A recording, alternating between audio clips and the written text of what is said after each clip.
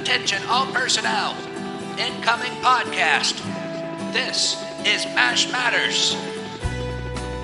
Hello, this is MASH Matters, the podcast celebrating the greatest television show of all time, hosted by two guys who love the show for completely different reasons. My name is Ryan Patrick. I am a major fan of MASH, like many of you listening.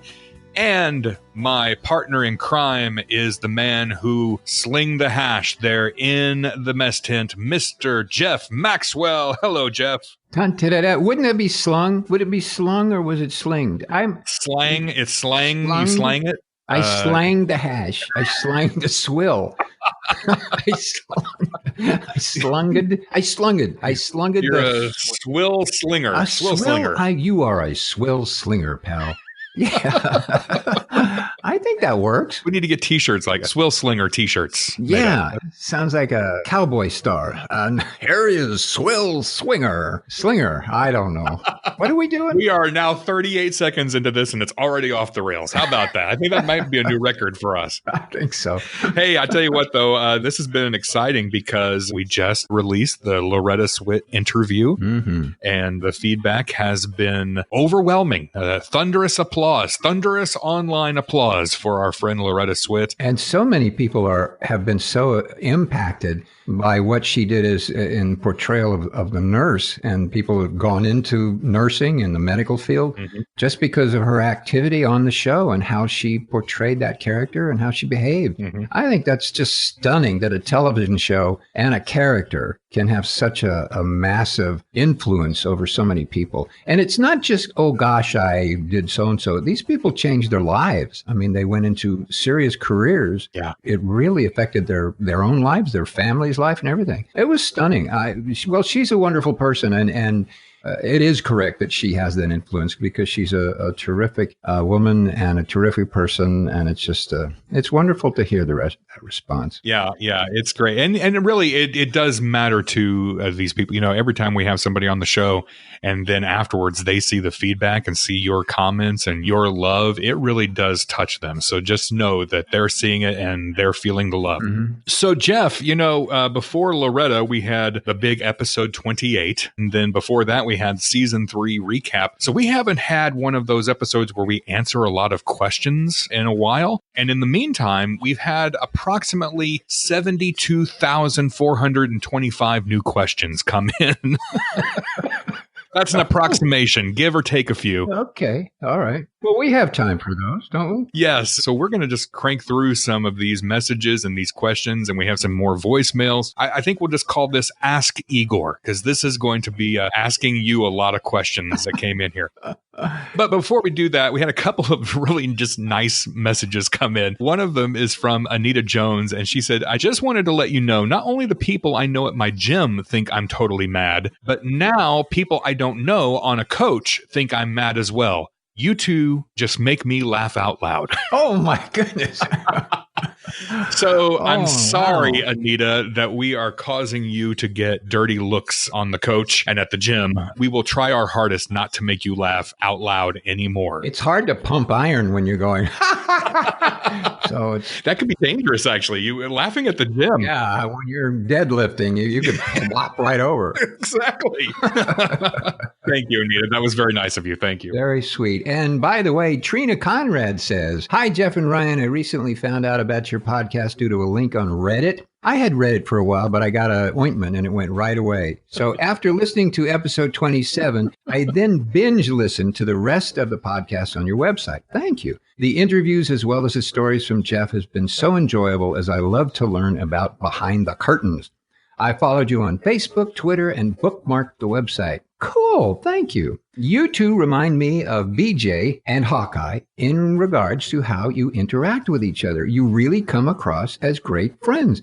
Well, look at that, Ryan. Is that amazing or what? I mean, to a MASH fan, there's no higher compliment. Really? I will take that. Thank you, Trina. And frankly, I think it's a credit to each of our acting skills that no one senses the animosity, frustration, and jealousy between us that really exists. Exactly. Exactly. Because if they knew. We're actually not even recording this with one another. We are, our contract now states that we record this separately without talking to one another. And then they expertly edit us together to make us sound like we are actually talking to one another. Trina, we really appreciate your nice words and support. That's great. And look, Ryan is a great guy. Ryan, you have a wonderful family, and if we lived closer to each other, we would be doing a lot more square dancing than we get a chance to do now. So that's true. Thank you, Trina. And from Tracy Gutters, 2 questions. First of all, did any of the actors actually have an interest in medicine? That's one question. And was it difficult for them to learn the medical jargon? That's 2. And did anyone ever feel queasy talking about or acting their parts? Love the podcast and telling all of my MASH loving friends. Thank you for doing that, Tracy. You actually have been wrong. You asked 3 questions, so we're going to let you go. It's okay. First of all, this is your first warning, Tracy. This is your first warning. Exactly, right. Did any of the actors actually have an interest in medicine? Yes, they did. Alan Alda is a big science buff, so he did have an interest in medical science. Was it difficult for them to learn the medical jargon? Not really. Once you're an actor and you're in that kind of rhythm, it doesn't matter whether you're talking about intestines or, whatever. You have the ability to kind of handle and navigate the words and eventually memorize them. And if you don't do it well, you can stick stickers up with the words somewhere around the set so you can just look over and get the word right. But interestingly, we had 2 people who were working with the actors during those operation scenes and setting up the operations. One woman was named Connie Isaiah, wonderful person, and she was a nurse. And the other medical consultant we had was Dr. Walter Deschel. And Walter Deschel was at that time an ENT. He is now a plastic surgeon who I have on retainer living in my house. It's so much easier to go into surgery with him right there in the house than having to go to the hospital. But anyway, both of them were responsible for really setting up the operations correctly and helping each actor know what to do and where to put their hands and what to pull out and what not to pull out. You see a lot of hands going into what would be supposedly the body, down into what would be the body cavity, but actually it was just a hole in a box, and their hands would go in there. And the biggest thing would be they were clipping those instruments to some body part. Mm-hmm. In reality, inside that little hole was a bunch of balloons or rags or old mice or something in there. It was just something to clip those things on, because the camera never went down into that hole. And so sometimes there were sponges down there with, fake blood on it. So they put their hands in there and squeeze it, then pull the glove out, and the glove would be covered with, red blood. But it was a kind of an interesting dance. And we had another gentleman named George Simmons who had some medical experience as well. And when Dr. Deschel wasn't there and Connie Isaiah wasn't available, George went ahead and did a lot of the help with that kind of activity, helping dress the wounds and dress the bodies for the operations. Interesting. So it was kind of fun. I mean, it was a very well thought out process to do. But all 11 years, no one was ever actually operated on during MASH. Oh, man. Yeah, a little disappointing. Sorry. I'm crushed. That's it. I'm done. All right. This podcast is over. We're done. That's it. I'm sorry. Yeah. Blew the whole thing. I'm sorry, Ryan. No, that's okay. You mentioned the name Connie Isaiah, and MASH fans may know that name because at the end of the penultimate episode, as time goes by, which was actually the last episode that was filmed, but that was the one that aired right before Goodbye, Farewell, and Amen. That episode was dedicated to her and her memory. She passed away, was it of breast cancer, I believe? I think so. Back right before the series wrapped. So that is who Connie Isaiah was.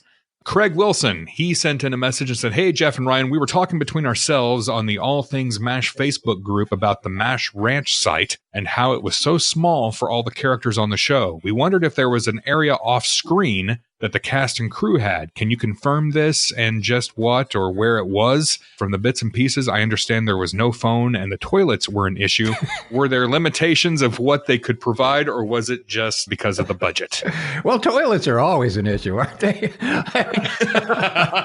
They're much more important to me than the phone, but that's just me.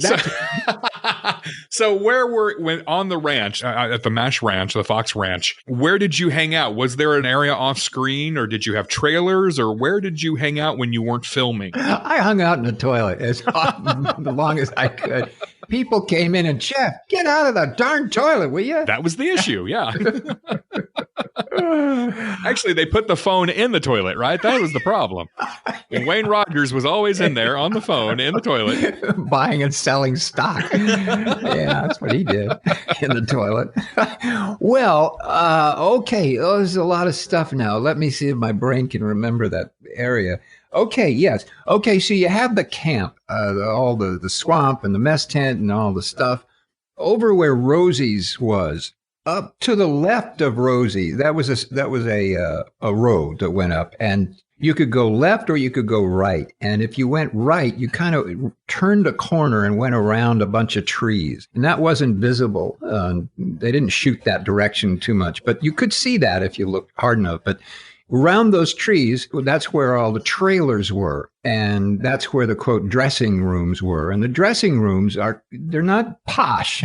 That's what a posh kind of group. They're trailers, but they have little, rooms in them with a couch and there's a toilet in there. There's a toilet and a sink and stuff. So you can go in there and be a human being and relax and do whatever. All the actors had them. So you could go in there and rest. And I think there were probably 2 rooms to a trailer or something. So I don't think there were separate dressing rooms. There may have been. I kind of don't remember. But that's kind of where a lot of the actors would go once they were through doing their thing and they wanted to go either relax or sit down or visit the toilet or just try and learn lines or whatever. They would go and sit there. There were also areas where you could just sit outside if you didn't want to sit where the toilet was. You could just sit outside. I can't get my head out of the toilet. Will you please get your head out of the toilet? I'm sorry, Ron. I had some tea this morning and I'm just out of my mind. Do you need to have a toilet break? I just did. Thank you. Okay. So you could also sit on the set. You were going to shoot something fairly quickly. You didn't want to schlep all the way up that road around the corner behind the trees and go into your dressing room. And that took a while to get there and back. So if they were setting up a shot, you'd rehearsed it and they were going to, setting up the shot with the cameras, you kind of want to hang a little closer than going back there. So there was always a little circle of chairs, no matter where anything was, even on the sound stage. There was always a little circle of chairs where the cast could sit around and, kibitz or learn lines or rehearse or whatever. Okay. And so a lot of that was done right there, in the area of the swamp, which was outside, or those kind of barrack things that they had up, those tin things, buildings. Mm-hmm. A lot of times that would be set up there because there was a space there. So that's kind of what happened. Were there phones there? That was a big bone of contention initially because I don't believe there was a phone originally, but they finally got one. So if anybody had an emergency, finally you could go to this box. And certainly it was not easy to stick a phone in the middle of this ranch. I mean, it was just a barren place, and it was not easy to stick a phone there. So I'm sure they had to go through a bunch of hoops to get that done. And for our younger listeners, yes, there was a time when all phones had to be connected by cords. Yeah. This was well before the advent of any cellular phone technology, really. We didn't even know what cellular was. I mean, nothing. Isn't that amazing? Back then, there was nobody knew cell phones or even podcast. You said podcast to somebody, they look at you and slap you. Yeah, but so there was one phone and no toilets. Oh, no, wait. There were one toilet and 3 phones. I don't remember. And Wayne Rogers was on all of them. Yes. On that note, and Dave Himes said. All right, moving forward. Moving forward, Dave Himes says, "It's me again. Question for Jeff. You mentioned that you joined the cast in the 2nd season, and in addition to your role as Igor, you were Alan Alda's stand-in through season 5. Boy, you know more than I do. My question is, Jeff, did you have to show up on the set every day or just the days you would be in a scene? And do you know how many episodes you appeared in Love the show, guys. Keep them coming. Thank you, Jeff, for that very nice compliment. What was the question? Oh, did you have to show up on set every day? When I was Alan Alda's stand-in, I was there every moment Alan Alda was there. Consequently, that was all the time. That was my life, 5 days a week. And so, when he was there, I was there. I was like a bad shadow to him, so to speak. So that went on quite a bit through all those seasons. When I was Igor, no, I didn't have to be there every single day. And when I was needed to do the scenes, I was there. And when I wasn't needed to do the scenes, I wasn't there. So no. So after I became Igor, I kind of retired from being Alan Alda stand-in. And when I did, I kind of went into a different realm of the business. And at that point, I was then there only when they needed me. And I was in that scene. And that was quite a bit, but still, I wasn't there every single day. It gave me a little time because I did other shows as well. And I did other stuff. So it gave me a break so I could go off and do that because it was hard to do when I was doing the stand-in position. How far in advance did you know if you were going to be needed for an episode? It's a great question. Usually about a week. Okay. Sometimes it was different. Sometimes I would just get a script messengered to me or sent in the mail, however they used to do it then. I kind of don't remember, but show would show up at my doorstep. So all of a sudden there's a script and it would have a date on it. I would go, that's the next show. So, and then I would get a call from my agent who said, yeah, Jeff, you got to be there Tuesday at 6:30 in the morning. Sometimes it was kind of a surprise. I didn't realize it was going to happen on a specific day, but I get the script and know that was going to happen. But I think usually I had about a week before they actually shot that show. To answer his other question, according to the Internet Movie Database, and maybe you know if this number is correct, but 83 episodes is what they credit you for on MASH. I think it was actually more. I know that there was an issue about number of episodes recorded and things, and I'm not going to dispute them, but I believe it was more episodes than that. So somewhere between 83 and 212. Yes, exactly. Okay. There's somewhere in that ballpark. It's in that range. All right. Hey, Derek Wade, he sent us a question. He said, I have a question for Jeff. I told you, it's Ask Igor. Oh. Question for Jeff. In the episode where Igor and the others are up for promotion, Igor presents Hawkeye with some delicious strawberry shortcake as a bribe. Hawkeye did not accept it. So, did Jeff or the cast get to eat that shortcake? Yeah, it was. I tried really hard to get him to take the darn cake, but no, we didn't get to eat the shortcake. Oh. I'm sorry. When they start it, they bring the shortcake in probably down in a certain time, and then it sits around for a while, and then you shoot it, and maybe shoot it again. It sits around a little more. So by the time you're through with it, you probably don't really want to eat the shortcake. You would initially when you first showed up. But after 3 or 4 hours. Yeah, it's more short than cake. Yeah, at the end of that. Yeah. Definitely. Hey, thank you, Derek. All right. Hey, we have a voicemail. Oh. All right. Let's go to the phones. Here we go. Hi, Jeff and Ryan. My name is Tracy. I live in St. Paul, Minnesota.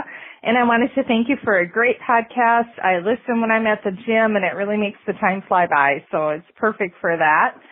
I have a question for Jeff. Whenever I see Igor in a scene, he often has a wide-eyed and incredulous look, or sometimes he looks completely bored, and the expressions totally crack me up and really help to make the scenes hilarious. I was wondering, did the producers want Igor to be that way, or is it something that Jeff came up with? Anyway, thanks again, and I hope you guys keep doing this for a long time. Thank you. First of all, Tracy, you might want to be careful while you're listening at the gym because Anita has already informed us of the dangers of laughing aloud at the gym. So please be careful. Well, maybe Tracy and Anita could work out together and maybe... Workout buddies. But okay, we have to give Tracy the award for the cutest voice. Was that not the cutest voice? I'm Tracy from Minnesota. I want to talk about Igor. Oh my God, I can't do she's so adorable. What a sweet voice. Thank you. That was fun to listen to. I was just captivated by your cute voice. Pick you up at 7, Tracy. Anyway, okay. So, well, thank you. That was a sweet question. And were the producers the reason I looked wide-eyed or bored? No. I looked wide-eyed because I was terrified, basically, of the producers. So maybe so. You're right. I was a little nervous. No, that was a character that I kind of came up with that I felt was the best way that Igor could be in the circumstances that he was. So it came out of just trying to be that guy stuck in that terrible place and was somewhat intimidated and worried that he would never get out. Yeah, when he was bored, he was just kind of tired and exhausted. But it was fun to do that. And so, no, the producers didn't do that. They liked it because I brought them a character that had a little bit more stuff going on than just somebody standing there saying something. So they loved that I was wide-eyed and or bored. They liked it. And or bored. Thank you for the voicemail, Tracy. We appreciate that. All right. You got the next one, don't you? I do. Jeff. Okay. From Ron Batter from Burlington, Ontario, Canada. Hey, guys. One of the reasons I love MASH so much is the interplay between comedy and drama. Big laughs 1 minute and gut-wrenching drama the next. I want to say that again. Gut-wrenching drama. Let me say it one more time. Gut-wrenching drama. When you say it 3 times, it gets funny. I think. Tonight on TJ Hooker. Gut-wrenching drama.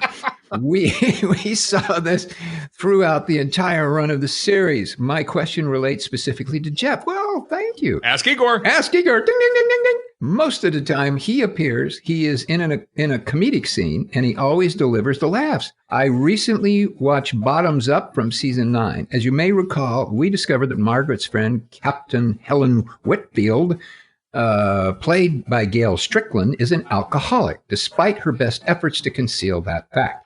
There is a scene in the mess tent where she was suffering from the DTs and begins to hallucinate. Gail is great in that scene, which she was, and so is Jeff. Well, thank you.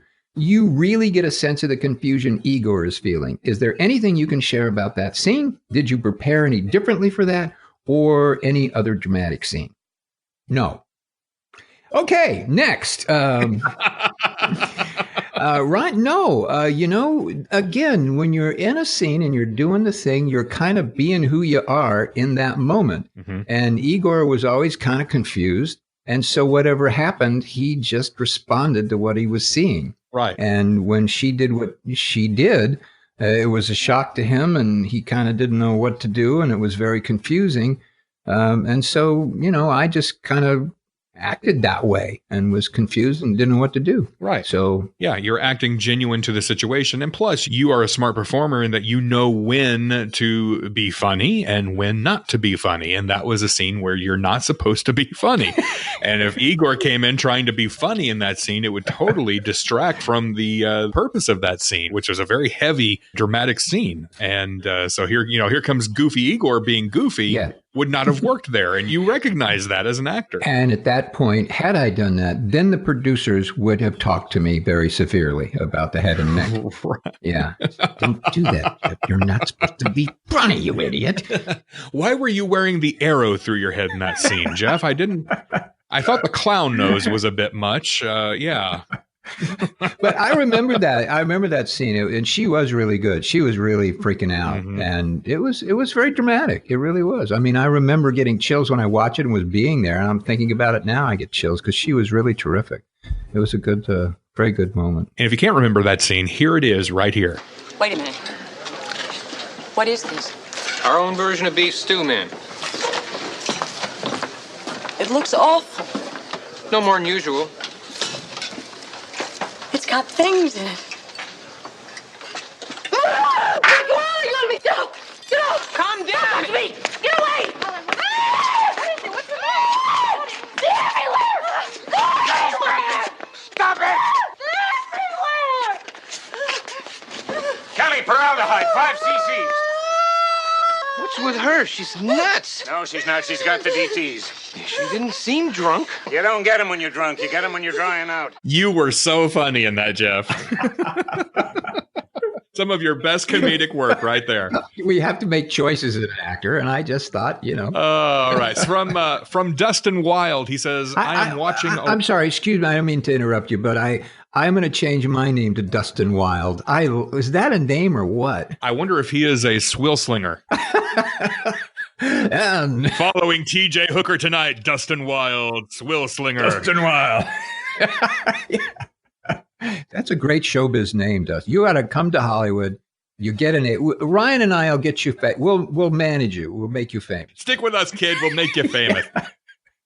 Okay, All I'm right, sorry. Dustin, Excuse me. I'm so sorry. Okay. Anyway, yeah. Dustin says, I'm watching A War for All Seasons. It always struck me funny that they would shoot off fireworks during a war, and being that close to the front makes it worse.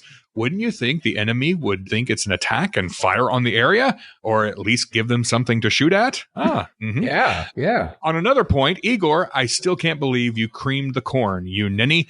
Also, Klinger gave a Canadian visitor a box of fruit cocktail. He said he got Igor to shovel it into a doggy bag. Here's his question. He says, as an actor, do you get paid for an episode where you don't appear, but that your character is simply mentioned? Great podcast. Keep up the great work. Thank you, Dustin Wilde's Will Slinger. Dustin, when you have your own series and you're not in the scene, but they happen to say, gee, where's Dustin?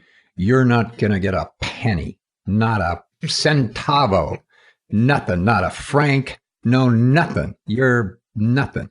You won't get any. No, you don't get paid for being mentioned, even if you don't. Only if you're there talking in a show do you get paid. So no, you don't get paid by mention of a name. But we have mentioned before that there are different pay scales for when you do appear on screen. The people walking around in the background, they get paid a certain wage, and then if you get a line, you're bumped up, and then if you get more dialogue, you're bumped up. Is that how it works? The huge pay scale, the range is between Jeff Maxwell and Alan Alda. That's the disparity. There are different pay scales, yes. In the background, quote, background players or extras, they are paid a certain rate. Then if you happen to say, yes, sir, you get paid another rate. And if you're there for a while, you get paid another rate. And at that point, you have an agent who's negotiating that and saying, yeah, this guy's a genius. You got to give him money. Come on, buddy, give him some more money. They're not a very good agent if they say that, like I just said it, but that's what they're saying. So, yeah, there's the background artist. Then if you get there's also extras can get what's called a silent bit. And a silent bit is where you're in a scene that you have a specific job to do in that scene that you relate to one of the actors. If the actor says, blah, blah, blah, here, hold this thing, and while I knock you on the head and then get out of here. So if that happens, that would probably be called a silent bit, and you'd get paid more for that, but less than it would be if you spoke.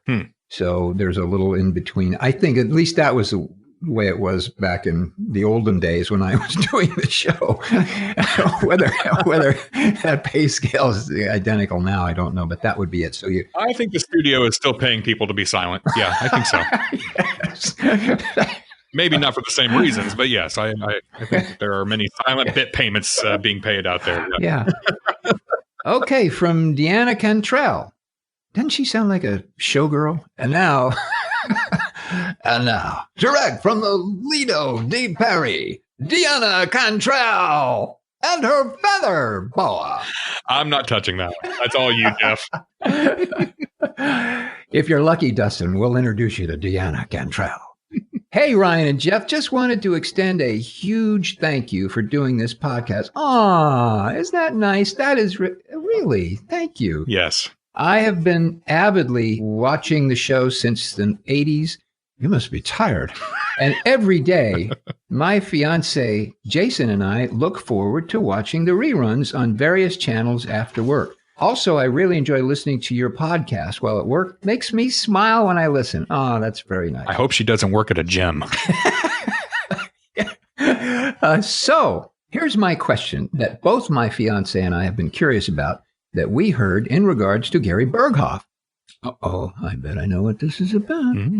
We heard that he was actually difficult and that he left the show because they didn't allow his character to grow. So he was difficult to work with. Can you please clarify, as I don't believe he was difficult, as we've heard. Also, it warms my heart to hear that Gary jumped into action to help raise money for the families of Butte County. Though we moved from Paradise, California just a year before the fire happened. Wow, you're lucky they did that. It broke our hearts that my fiance's Aunt Mary and the friends we had there did in fact lose everything. Oh. That's awful. And the home we once resided in was lost. Oh my gosh, how terrible. Wow. Anyway, thank you for doing this. It's this type of dedication that will keep MASH's candle burning for another lifetime. Love you guys. Aw, thank you. Thank you, Deanna. Thank you. Can you get us front row seats, Deanna, to the Lido so we can see your show? What was the question? Oh, Gary. And this is kind of an urban legend about MASH, that Gary was difficult, that he was, the guy on the set who was always causing problems, and that he left the show because he was a jerk. That's what people think about Gary Berghoff. And Jeff, what say you? You mean about that jerk Gary Berghoff? Yeah. Oh. All right. Good night. Good night, folks. Well, Gary Berghoff, one of the nicest people I've ever met. And it is an urban legend that Gary Berghoff was difficult to work with. Was he really? No. Were there issues that every actor and all shows deal with over a period of 5, 7, 11 years? Yes. Do people disagree about things? Yes. But MASH was a family. It still is. And every family has issues, and every family member disagrees with another family member sometimes. And sometimes you think that, your brother Iggy is kind of a jerk and you don't hang out with him for that day. But then the next day you forget about it and everybody's fine. Did that happen with everybody? Yes. I mean, everybody on that show was a human being, and people have moments where they, something happens and you just aren't crazy about it. But was he difficult to work with? No. Was he a very, very specific actor? Yes. Did he have his own method of acting? Yes. Did he want that character to be as truthful and honest as it possibly could? And did he want to ensure that that happened in all the scenes that he was in? Yes. Could that perhaps irritate somebody? Maybe. But everybody had their own issues from moment to moment and day to day and month to month and year to year. So it's not fair to say that Gary was a terrible person and he was he was hard to work with or hard to deal with. No, he wasn't. He was a terrific guy, incredibly well respected. Nobody wanted to see him walk away from that show. And he didn't walk away because he was being a bad guy. He walked away for, I won't say right now. But he was not a bad guy. Don't believe all the rumors you hear. He's a wonderful, sweet person. And I love him dearly. And no, he was not hard to work with. He was a terrific person. Still is.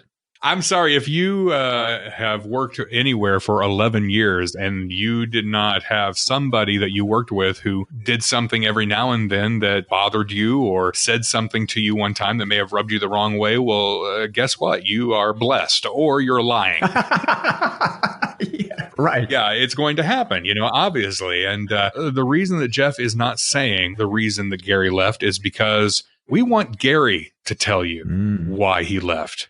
In fact, should we go ahead and let the cat out of the bag? What do you think, Jeff? Let's let the cat out of the bag. So, we have been blessed to talk to some great people. We've talked to Mike Farrell. We've talked to Loretta Swit. And you know where this is going, folks. We are proud to announce that coming up soon, we are going to be talking to Mr. Gary Berghoff. And he will personally raise the issue of him leaving the show. And it'll be an interesting thing to hear. It's going to be a great episode. Now, here's the deal. It's not the next episode, but Gary, we will be talking to him on episode 28. Oh, wait, no, sorry. That was just reflex.